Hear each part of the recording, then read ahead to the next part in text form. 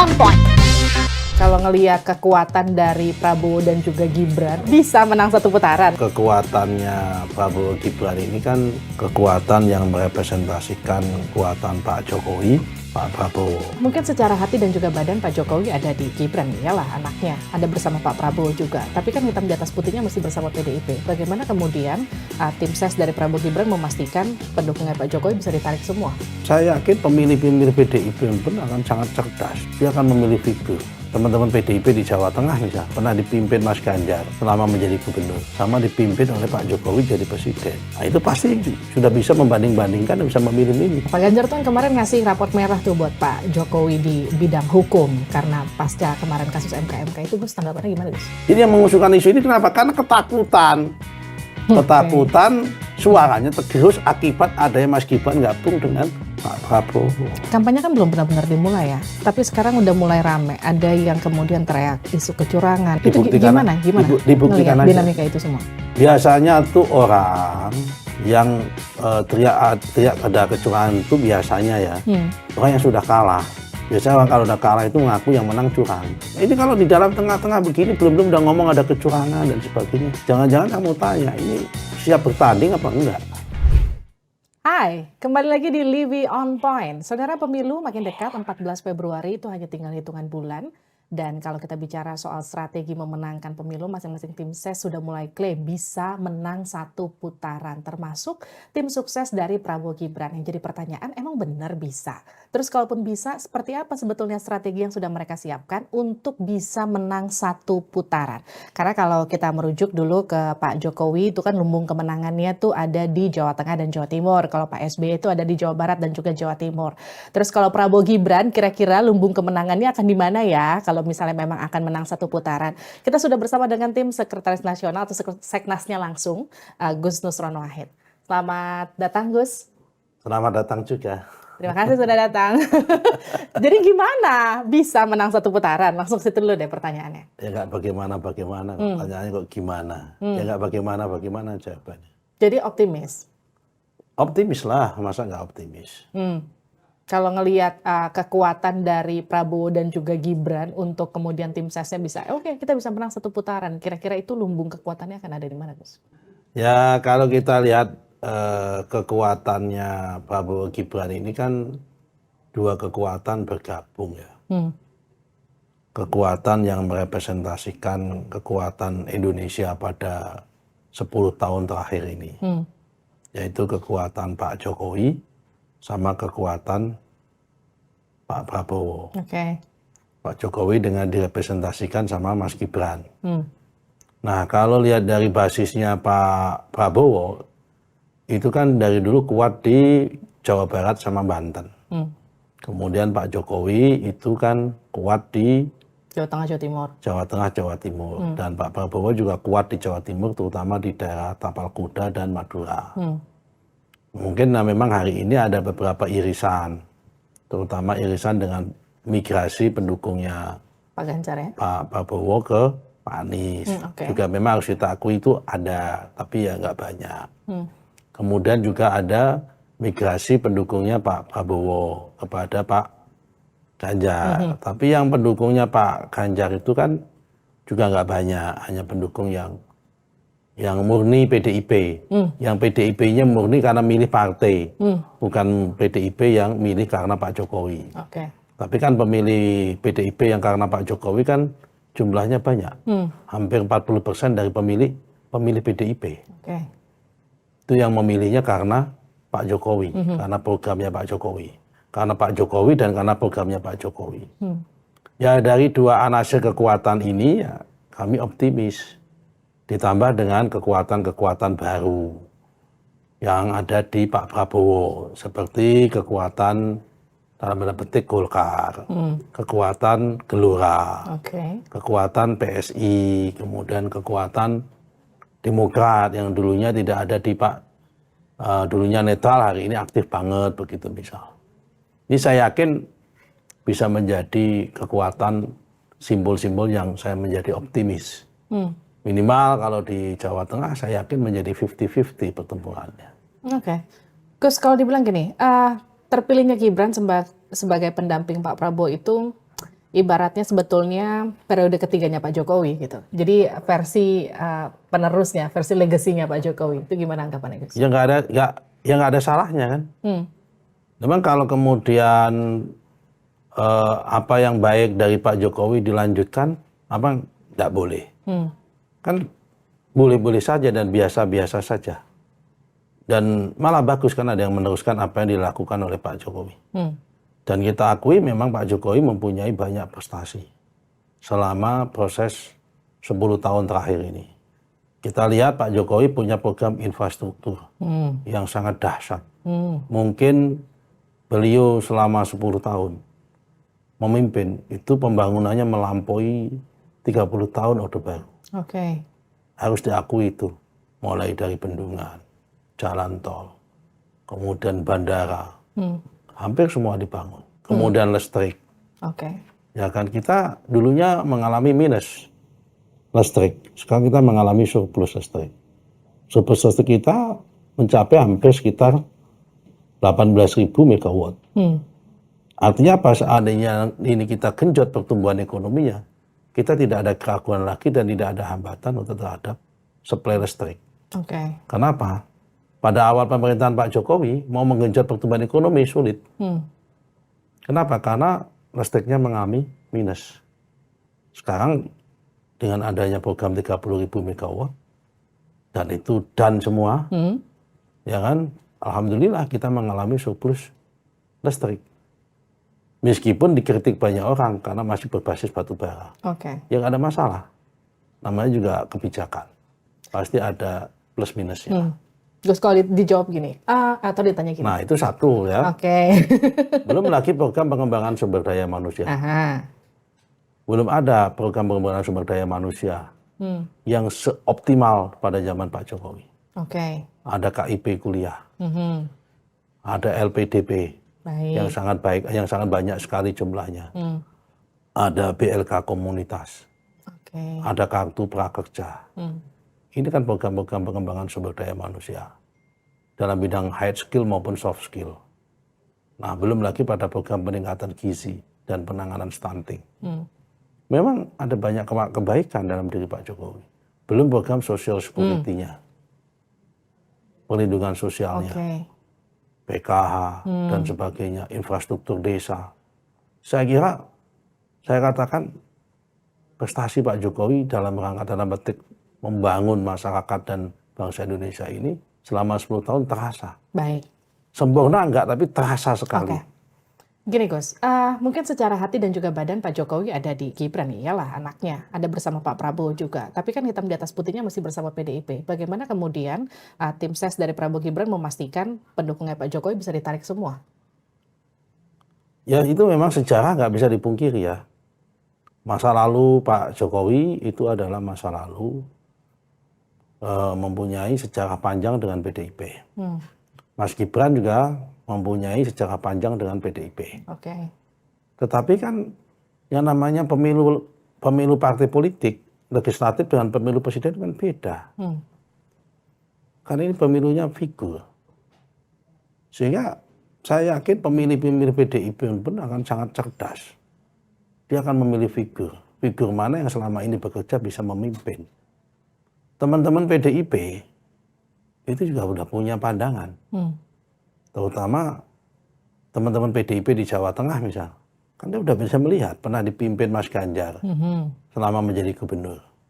Sama dipimpin oleh Pak Jokowi jadi presiden. Nah itu pasti sudah bisa membanding-bandingkan dan bisa memilih-milih. Rekayasa dan intervensi yang membuat kemudian independensi menjadi hilang. Dari yang parsial menjadi parsial, dan kemudian itu ya kita kuliah, kita sekolah, di UNM juga ada orang yang belajar, pasti banyak orang membaca. Udah deh, itu gimana? Semua yang dengan kasus ini jeblok. Poinnya, jeblok. Kira-kira poinnya berapa? 1 sampai 10. 5. Ngomong-ngomong tadi Gus nyinggung Pak Ganjar. Pak Ganjar tuh kan kemarin ngasih raport merah tuh buat Pak Jokowi di bidang hukum karena pasca kemarin kasus MK itu. Gus, tanggapannya gimana Gus? Ya saya pikir Pak Ganjar harus konsultasi dulu. Dan harus tanya dulu sama Pak Mahfud MD. Kalau menilai kinerja pemerintahan di bidang penegakan hukum di nilai 5, yang paling bertanggung jawab terhadap penegakan hukum kan Pak Menko Polhukam. Jadi sebaiknya alamatnya itu ditujukan sama Pak Mahfud MD. Apa yang salah dari keputusan MK dan MK-MK itu? Oke. Itu menurut saya keputusan yang sangat normatif. Pertama yang dipersoalkan ya, ini kesempatan yang baik kita mengklarifikasi. Berkali-kali sudah kami sampaikan. Soal apa? MK. Dikatakan apa? Ada nepotisme, ada konflik of interest. Ya. Itu kan persepsi dan opini dibentuk oleh media dan sosial media.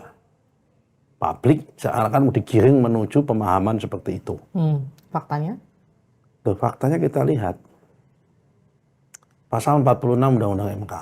Kalau dikatakan ada konflik of interest. Pengambil keputusan di dalam suatu keputusan MK itu siapa? Semua hakim itu punya hak yang sama. Memang kalau kemudian ketuanya Anwar Usman, karena kebetulan istrinya meninggal, kemudian nikah sama adiknya Jokowi. Ini kan katakannya keponakan ketemu di jalan ini. Kemudian bisa dikatakan dia bisa mengatur semua hakim itu. Apakah kemudian satu suaranya Pak Anwar Usman itu bisa mendominasi dan bisa melakukan veto dalam keputusan yang lain? Kan tidak. Kalau satu hakim setuju, kalau 8 hakim menolak, ya nggak bisa juga. Oke.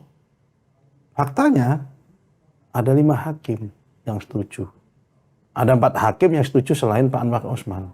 Terus apakah yang 4 hakim ini dianggap tidak mempunyai hak yang sama?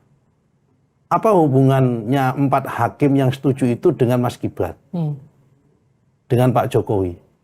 Ada ipar bukan? Hubungan semenda juga bukan? Jelas-jelas hanya 1 hakim di situ. Kecuali kalau dalam undang-undang MK itu mengatakan bahwa ketua Mahkamah Konstitusi bisa menveto keputusan daripada proses-proses persidangan dan sengketa hukum, perselisihan hukum atas konstitusi di dalam Mahkamah Konstitusi. Kan tidak ada. Itu satu. Oke. Yang nomor 2, yang dipersoalkan di dalam disidangkan, apa yang dipersoalkan atau yang disidangkan di dalam MK ini apa sih? Kasus pidana, orang dianggap bersalah? Enggak. Yang dipersoalkan di sana adalah suatu norma undang-undang di judicial review ataupun digugat kepada Mahkamah Konstitusi karena ada sekelompok pihak yang merasa dirugikan hak-hak konstitusionalnya akibat undang-undang itu. Maka akibat undang-undang itu, maka di judicial review itu berarti undang-undang itu dianggap tidak sesuai dengan konstitusi. Oke. Jadi yang digugat ini norma.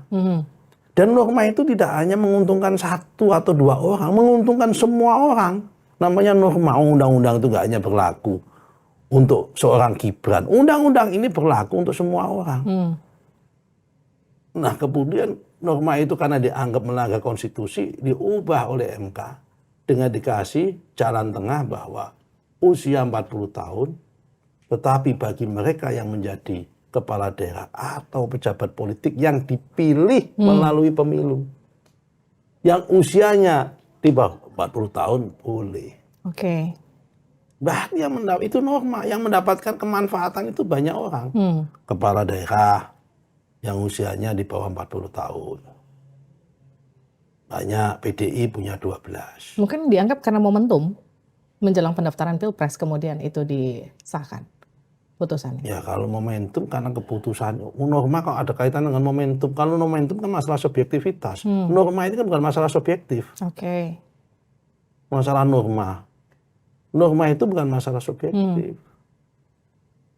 Kemudian ada berapa anggota DPRD yang dipilih, ya kan, yang usianya di bawah 40 tahun, banyak sekali. Adik saya juga anggota DPRD di bawah 40 tahun, berarti dia boleh merasa diuntungkan di situ. Golkar punya berapa punya 12 atau berapa. PDI itu punya banyak loh PDI. Bupati-bupati yang usianya di bawah 40 tahun.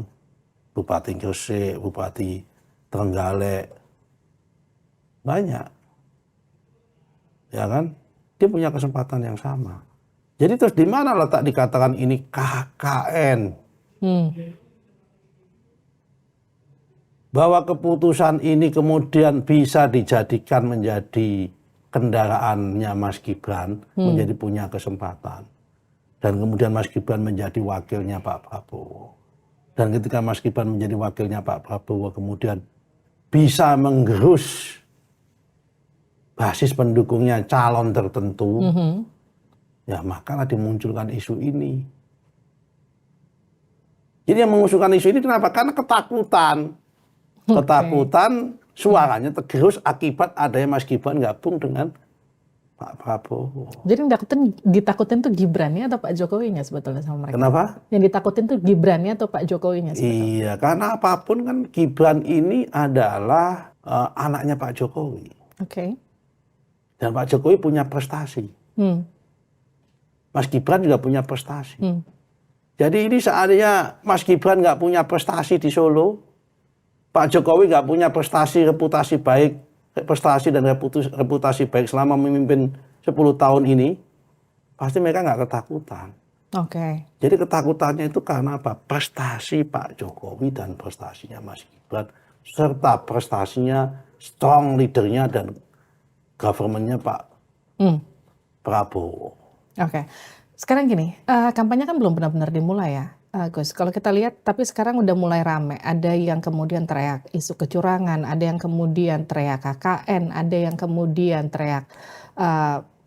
Ya dibuktikan aja. Itu gimana? Dibuktikan aja. Dinamika itu semua. Ya dibuktikan aja kalau ada kecurangan. Biasanya tuh orang yang teriak ada kecurangan itu biasanya ya orang yang sudah kalah. Biasanya orang kalau udah kalah itu mengaku yang menang curang. Itu sindrom orang Indonesia. Itu biasa gitu? Iya, ini kalau di dalam tengah-tengah begini belum udah ngomong ada kecurangan dan sebagainya. Jangan-jangan kamu tanya, ini siap bertanding apa enggak? Wong ini pertandingan belum dimulai, kok udah teriak-teriak ada kecurangan. Pertandingan belum digelar, udah bilang baru ada pendaftaran. Kampanye belum dimulai. Baru warming up, belum masuk ke gelanggang. Tapi kan kemudian isu-isu yang beredar udah mulai kencang. Pertama, kita mulai dari yang tadi MK sudah. Kemudian teriak-teriak kecurangan, copot-copotan baliho, kemudian kalimat abuse of power. Itu gimana? Kalau copot-copotan baliho, yang dicopot balihonya itu bukan semua partai juga dicopot balihonya di tempat-tempat tersebut. Kalau copot-copotan baliho. Ini orang sensi amat gitu loh. Ngomong yang lain aja juga dicopot jangan nggak ada masalah. Partainya pendukung Pak Jokowi PSI ya dicopot. Terus kalau apalagi abuse of power mana? Yang jelas kan ada. Ada fakta integritas di Solo, di Sorong. Ya kan? Nanti PJ disuruh memenangkan ini tertentu. Digalang oleh Badan Intelijen Negara. Oke. Ya kan? Karena abuse of power terjadi malah untuk memenangkan bukan kepada pasangan kami. Justru malah kepada orang lain. Ya sudah kita tertibkan, ayo kita tertibkan, nggak boleh ada abuse of power. Nggak ada soal. Jadi nggak masalah ya? Nggak ada masalah kalau memang kita mau. Yang sudah terbukti ada abuse of power siapa sekarang? Di Boyolali, ASN yang ngaku sendiri di YouTube itu ada. Di TikTok juga ada. Kita sudah mencatat ada di 8 tempat itu, 9 tempat itu yang terbukti melakukan abuse of power itu. Jadi kalau menurut saya justru dia ketakutan. Ketakutan karena selama ini jangan-jangan ada pihak-pihak tertentu yang sudah mempersiapkan diri akan menggunakan instrumen tertentu. Instrumen kekuasaan tertentu untuk kepentingan pemenangan capres tertentu. Oke. Dengan adanya kebijakan ini, dengan adanya Prabowo Gibran mungkin jadi ketakutan karena instrumennya itu nggak bisa dipakai. Kalau dibilang gini Gus, ini kan ibaratnya buat Pak Prabowo ini jadi last dance, Iya, pertarungan terakhir. iya. Ini menjadi apa ya, ibaratnya pertarungan mati-matian buat Pak Prabowo, sehingga kemudian semuanya menjadi halal. Itu gimana ngerespon itu, Gus? Aku tuh mendukung Prabowo baru pertama kali ini. Aku tahun 2014 meskipun partai saya dukung Pak Prabowo, saya dukung Pak Jokowi. Oke. Sehingga saya dipecat. Dan tahun 2019 saya juga dukung Pak Jokowi. Jadi ini the first time saya mendukung Pak Prabowo. Dan kenapa milih mendukung Pak Prabowo, Pak? Aku lihat beliaunya figurnya ikhlas. Setelah 2 kali kalah sama Pak Jokowi. Setelah 2 kali kalah sama Pak Jokowi, dia ditarik rekonsiliasi sama Pak Jokowi, dia korbankan egonya sampai mau masuk jadi kabinet. Ini nggak gampang menurut saya. Di Indonesia ini, aku orang desa, Mbak. Setiap 5-6 tahun sekali, aku tuh mengikuti proses pemilihan kepala desa di kampung saya. Dan saya yakin di kampung-kampung yang lain juga sama. Kalau ada pilihan kepala desa, calon yang kalah itu biasanya nggak omongan sampai 6 tahun, bahkan sampai 10 tahun. Keluarganya pun kemudian menjadi pecah atau pisah begitu. Boro-boro ditawarin untuk gabung menjadi anggota perangkat desa, mau. Omongannya pun nggak mau. Putus silaturahmi. Tapi Pak Prabowo tidak. Kalah tahun 2014, selama tahun 2000 sampai tahun 2019, Pak Prabowo tidak masuk kabinet, tapi Gerindra tetap diminta mensupport pemerintah masih mau. Bahkan tahun ini, periode ini, 1924, beliaunya diangkat menjadi menteri, Pak Jokowi bersedia. Ini kalau nggak figur yang benar-benar memikirkan negara, demi keberlangsungan negara, nggak bakal mau, nggak gampang ini, urusan ini. Jadi menurut Anda jiwa satria Pak Prabowo? Jiwa satria demi bangsa dan negara. Itu yang membuat Anda kemudian mau yang membuat saya jatuh cinta sama Pak Prabowo.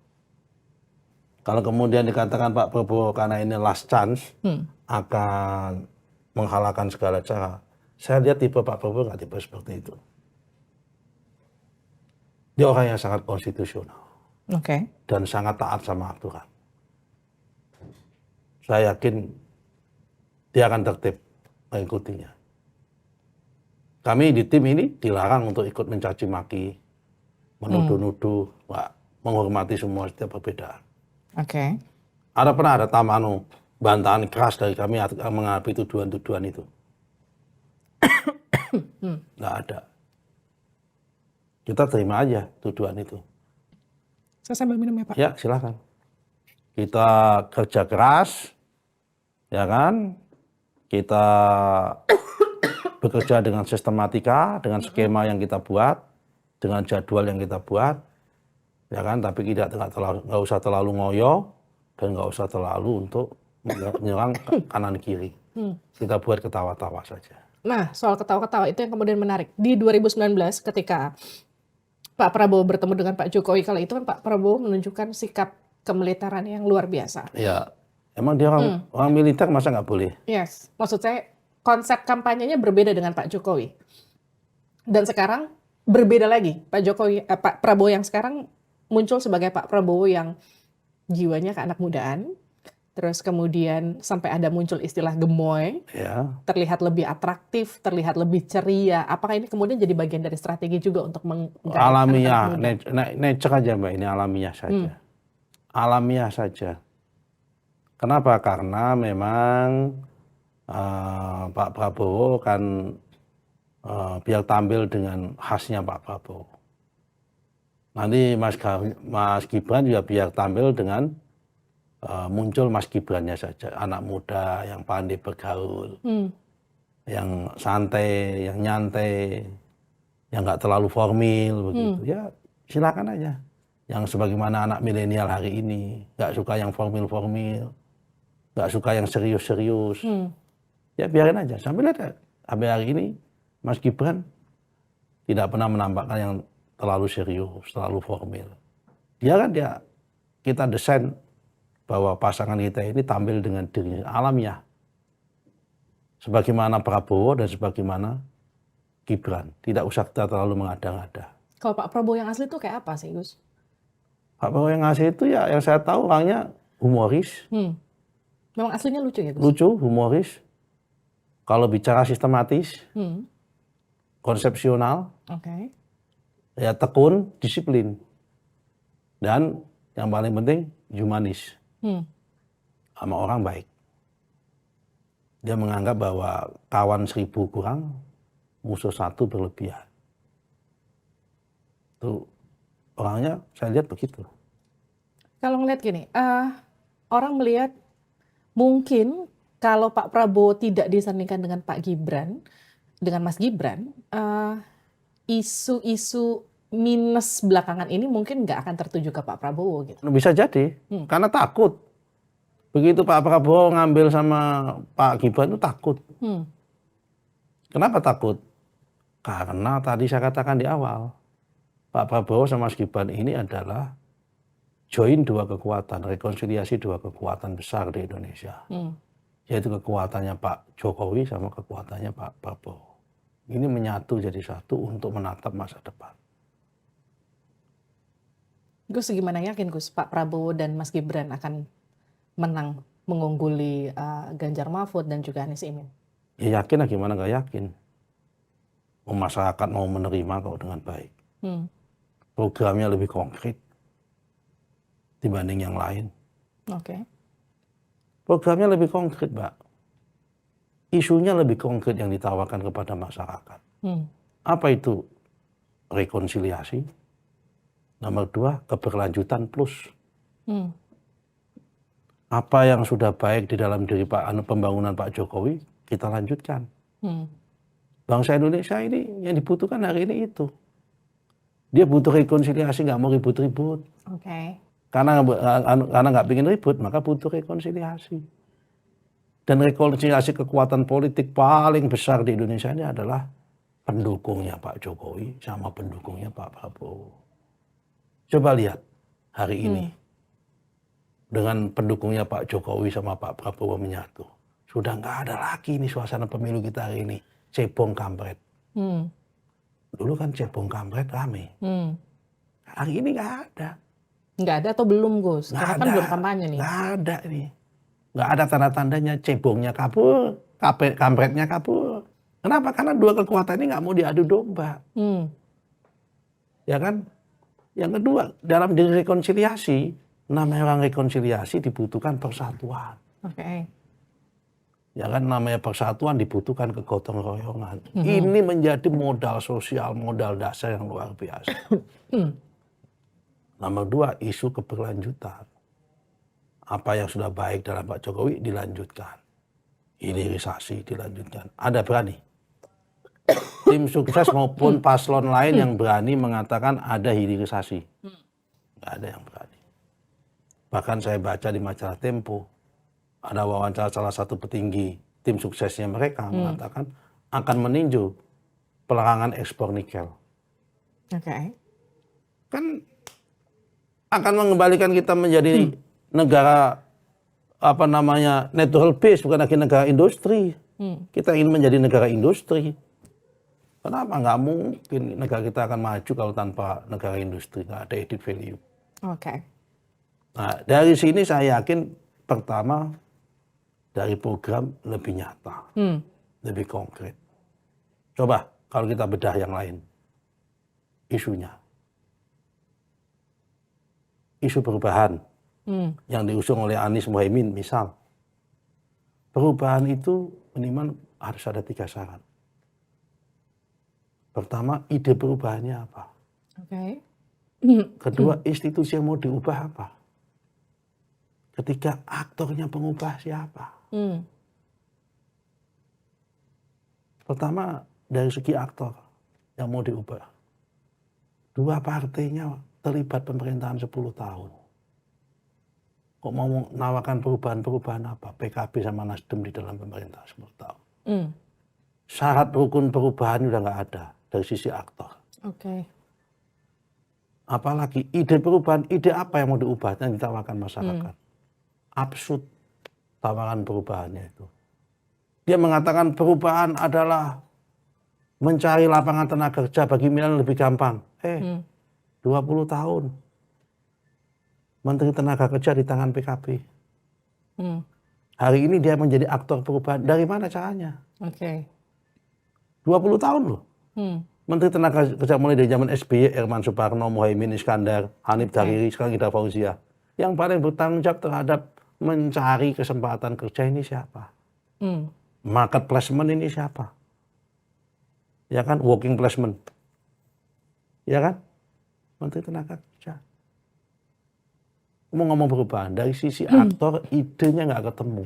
Institusinya pun nggak ditawarkan dengan baik. Kalau yang satu lagi? Ya kan, malah nggak ketemu isunya. Penegakan hukum katanya. Ya kalau kita mau ngomong penegakan hukum, kita buka aja rapotnya. Pihak-pihak tertentu yang dalam petik ada banyak masalah hukum itu di mana letaknya? Terus kekuatan Prabowo Gibran ada di mana? Individunya, sosoknya, yang satu tegas, sangat matang, strong leadership, yang satu milenial. Kedua, idenya, program yang ditawarkan, konkret. Gus, itu gimana Gus mendelivery visi misi yang semua tadi Gus Nusron sempat katakan ke mereka supaya mereka benar-benar melihat, oh Prabowo Gibran itu sosok yang memang kredibel dan pantas untuk memimpin Indonesia 5 tahun ke depan. Meskipun kampanye cuma 22 bulan setengah, mulai hari Selasa mendatang, tapi kan masyarakat memantau rekod dua kandidat ini kan sudah lama. Dan program-program ini kan sudah ditawarkan oleh Pak Prabowo sama Mas Gibran kan nggak sekali dua kali di publik. Sehingga ini akan menjadi perbincangan. Contoh, dalam rangka mengatasi kualitas sumber daya manusia, Pak Prabowo mempunyai program unggulan yang sangat dahsyat. Ngasih subsidi makan siang sama susu gratis buat semua anak sekolah Indonesia. TK, PAUD, SD, SMP, SMA. Semua anak Indonesia. Ini jauh lebih konkret, sehingga anaknya sehat, bergizi, otaknya cerdas. Ini lebih bagus. Saya kemarin ditanya di media, saya jawab ini, Pak, kan kebetulan ada itu kandidat lain yang menawarkan akan membangun di setiap ibu kota provinsi stadion, seperti JIS. Terus? Ya saya jawab, ya silakan bangun stadion di setiap ibu kota provinsi. Tapi siapa yang mau main sepak bola kalau anak-anaknya stunting semua? Kalau nggak bergizi. Silakan bangun sepak bola, stadion. Kami senang dibangunkan stadion, tapi kami lebih senang memulainya itu tidak dari stadion, tapi memulainya itu adalah dari peningkatan kualitas sumber daya manusia dengan gizi yang cukup, ya kan, protein yang cukup, sehingga dia menjadi generasi unggul. Kalau dia jadi pemain sepak bola, pasti pemain sepak bola yang handal. Gus, kita masuk ke pertanyaan cepat. Ya. Pak Prabowo adalah sosok yang tegas, jujur, idealis, negarawan. Mas Gibran adalah sosok yang milenial, pinter, imajiner. Pak Ganjar adalah sosok yang nggak mau komentar orang lain aku. Pak Anies adalah sosok yang nggak mau komentar yang lain. Kalau gitu pertanyaan terakhir gini, apa kelemahan Prabowo Gibran? Jarak usia yang terlalu jauh. Itu jadi kelemahan. Seperti bapak anak, sehingga kadang-kadang itu menyulitkan untuk komunikasi sedikit. Tapi sekarang gampang ya? Sekarang gampang. Udah cair awal-awal. Kan kayak ini kan bapak anak. 172, 136. 2 kali lipat kan? Iya. Tapi nggak jadi hambatan ya? Untung bukan pasangan suami istri, kalau pasangan suami istri. Tapi nggak jadi hambatan ya Gus? Nggak jadi hambatan, biasa. Terima kasih Gus, sudah bergabung di Living on Point. Sama-sama. Itu dia tadi perbincangan saya bersama dengan Gus Nusron Wahid. Kita ketemu lagi di episode selanjutnya. Sampai jumpa.